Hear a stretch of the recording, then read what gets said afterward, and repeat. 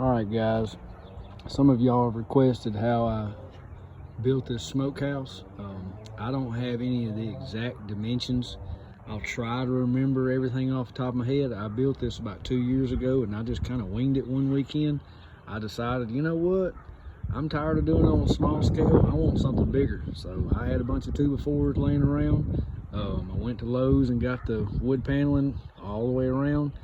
I think the wood paneling I got 3 sheets of the tongue and groove wood paneling. I think they're $25 each, or they was a couple years ago.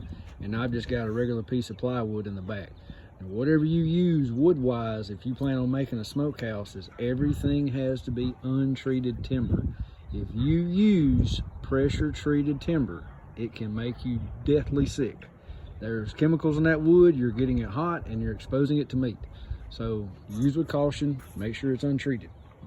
So I think I bought 12 of those bricks, if I remember correctly. We'll count them in just a minute, but I think I spent like 40 bucks on those, if I remember correctly. I built the foundation up just a little bit, got it level, and put them on the ground and laid them side by side. So we'll start at the bottom. And as you can see, that's untreated 2x4s on the blocks and untreated 2x4s all the way through the entire thing. So I just took 2x4s and laid them down, and then I took Tapcons, still got the box. I took Tapcons, 3/16. You don't have to use this size. This is what I used, by 2 3/4. And I still got a full box left over, so I can use whenever, you know.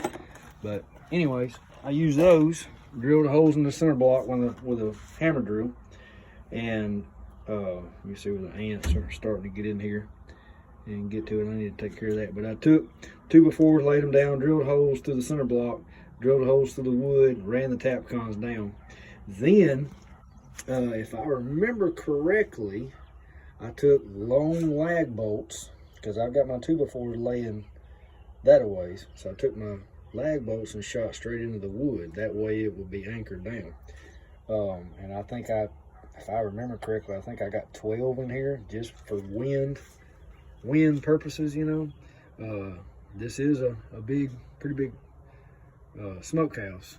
If I remember correctly, it is, I think it's 6 foot tall in the back and 7 feet tall in the front, with a 6-degree pitch, if I remember correctly. Don't hold me to it, but you know, if you decide to make one, you build it how you want to. Now the screws, I use drywall screws because they're cheap, they're easy, they run into anything, and they don't really rust that well.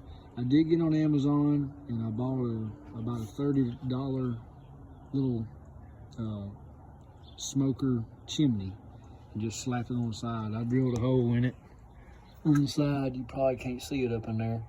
You might be, there you go, you can see it a little bit. So as far as the frame goes, like I said, I just winged it. I took 2x4s, jointed them together all the way across. All right, and then I took the 2x4s and ran straight down through there all the way across, and then I took more 2x4s that I had laying around and went straight across. Now you can do this differently if you wanted to. You could cut some holes in the side of this 2x4 and run rebar. I was intending on running rebar, but I just didn't. I didn't do it. But as you can tell, a couple years worth of smoking, it's good and seasoned. Now I built this rack too. I took wooden slats. I think I used an old bed frame, if I remember correctly. I think that's wood from an old bed frame. And cut 45s in it, did the same thing on the bottom. And I had some this metal laying around. You can get it at Lowe's for like no more than 15 bucks for a whole sheet of it, like a 4x4 sheet of it. I think I got it in the masonry department over by the concrete stuff, but don't hold me to it. This stuff's pretty strong. I needed something stronger for how big it is. I needed something to hold up the weight of 15, 20 pounds. So I went with that. And it's cheap. It's not like chicken wire, but you can slide it out. You see, it just sits right on those 2x4s. Now, when I go to make jerky or snack sticks or anything of that nature, anything, cheese, I smoke cheese in here. Let me tell you, smoked cheese is amazing. I can put all that on this rack and it'll hold about 10, 15 pounds at a time. But what I ended up doing was just taking, I got on Amazon and bought these meat hooks, which they're not meat hooks, they're just lag hooks, you know.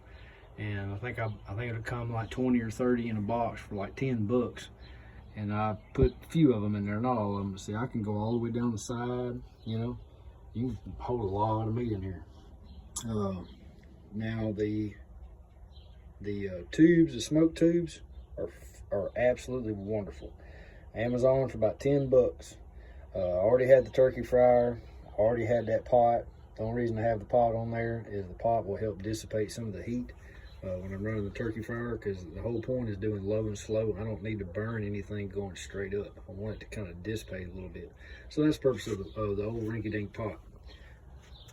I got online and I got gasket material for a wood burning stove.